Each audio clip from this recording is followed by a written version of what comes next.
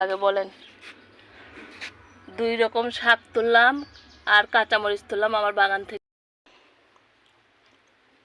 শাক ভাজিতে খেয়ে এখন শেয়ার করি। ভর্তা দিয়ে তো খেলাম, আর ওখানে খাসির মাংস আমার দেখা যাবে যে এই 2টা দিয়েই খাওয়া হয়ে যাবে। বিসমিল্লাহ।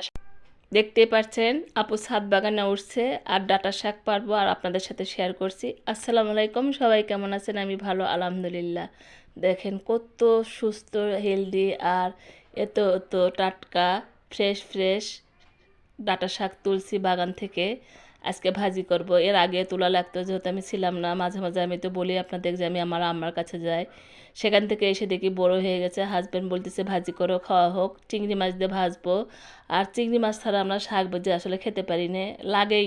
চিংড়ি মাছ থাকাই লাগে। মূলো শাকও তুলবো। আর এখান থেকেও কিছু তুলে নিচ্ছি, দেখেন বড় বড় দেখে। পরে যেগুলো ওখানের থেকে যখন ছোটোগুলো বড় হবে তখন আবার তুলবো। বেছে বেছে তুলতে হয়, সেটা আমি সব সময় করে থাকি আর আপনাদের বলে থাকি। আর বড় ড্রামে লাগালে কিন্তু ডাঁটা অনেক বড় বড় হয়। এগুলো কিন্তু আমি ডাঁটা খাওয়ার জন্য আসলে লাগাইনি, আমি আসলে শাক খাওয়ার জন্যই লাগাইছি। এই মূলো শাকের মধ্যেও দেখেন বীজ ফেলাইছিলাম, কয়েকটা হয়ে গেছে।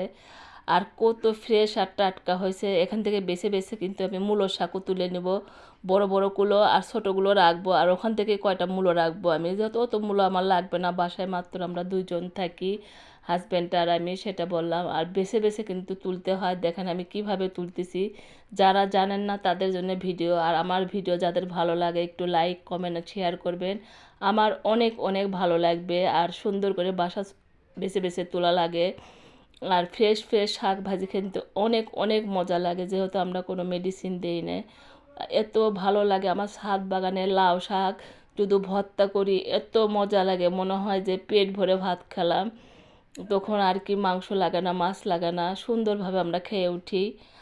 আর শাক সবজি খাওয়া তো স্বাস্থ্যের জন্য অনেক অনেক ভালো। দেখেন সুন্দর করে তুলে তুলে থুচ্ছি, যেহেতু শীতের সবজি খাওয়া শুরু হয়ে গেছে। আমি তো রান্না করে খাইছি, তারপরে ভিডিওতে ভয়েস দিচ্ছি। অনেক অনেক মজা হয়েছে, অনেক অনেক স্বাদ হয়েছে। হাজব্যান্ড তো খাসির মাংস রান্না করছি, নিলই না, বললো যে আমি এগুলো দিয়েই খাবো। বললাম যে আচ্ছা খেয়ে নাও, এগুলো দিয়েই তুমি খাও সুন্দর করে। আর এরকম করে ক্যারেটে লাগালে ভালো হয়। আর এক জায়গায় লাগাচ্ছিলাম, সেখানে কিন্তু আমার শাক হয়নি, কারণ যেহেতু অনেক অনেক বৃষ্টি হচ্ছে। তারপরেও যে আমার হয়েছে, আর এক ক্যারেটে রেখে দিলাম, আর একদিন খাবো। বাসায় যেহেতু আমরা দুইজন মানুষ, সেটাও বলতেছি। আর এভাবেই কিন্তু তুলতে হয়। আর দেখেন কত ফ্রেশ আর টাটকা, অনেক অনেক ভালো লাগে।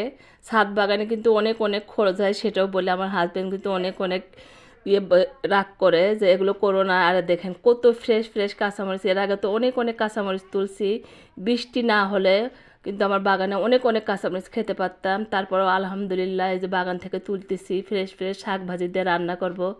আর সেটাই আপনাদের সাথে শেয়ার করছি। দেখেন দেখা যাবে যে এটুক দিয়ে আমার শাক ভাজি হয়ে যাবে। আর শাক ভাজি যেহেতু ওই মরিচ দিয়ে আমি ভাজি করছি, অনেক অনেক মজা হয়েছে। বাগান থেকে তুলে নিয়ে যায়, সেটাও বললাম।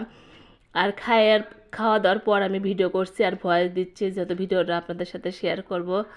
দেখেন কিভাবে আমার এক মুঠ মরিচ হয়ে গেল। দেখেন কতগুলো, অনেক অনেক ভালো আর ফ্রেশ। দেখেন কত সুন্দর।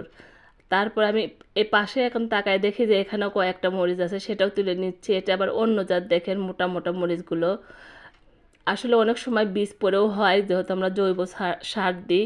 আর দেখেন কতগুলো সবজি তুললাম আমার বাগান থেকে, ধুয়ে রেডি করে মূলো শাক আর শাক আমি ভাজি করতে নিলাম। আর খাবো আর আপনাদের সাথে শেয়ার করব। আসেন আমার মতো বাগান করে না, ওগুলো গাছে দিয়ে দিব, গাছের খাবার, সেটাও বললাম। আর সুন্দরভাবে সব কিছু কিন্তু আমি আপনাদের সাথে শেয়ার করি। সব আগে বলেন।